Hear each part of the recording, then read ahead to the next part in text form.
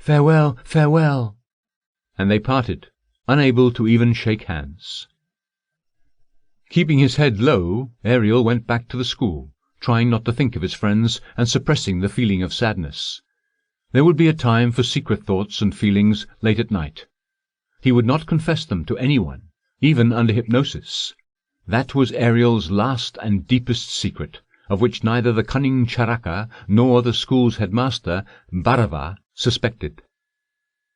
Classes followed: history of religion, occultism, and theosophy. Dinner with bananas, English, Hindustani, Bengali, Marathi, Sanskrit. A meagre supper. "You have eaten your fill," Satya told them. The supper was followed by a séance.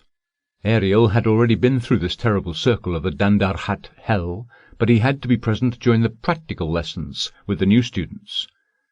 A dark, narrow corridor, lit only by a weak flickering lantern with a smoking wick made of low-grade cotton, led into a large windowless room with another similarly dull light. There was no furniture in the room, save for a coarse table and several straw mats on the floor. Ariel stood silent and motionless in the corner, along with a group of other senior students.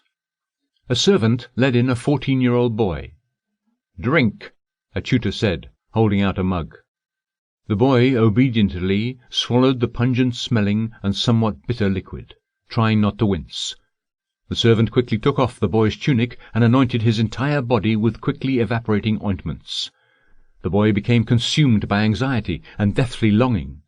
These feelings were followed by excitement. He began breathing heavily, his pupils widened, and his arms and legs twitched like a marionette's. The tutor held up the lantern with its flickering flame and asked, "What do you see?" "I see the dazzling sun," the boy replied, squinting.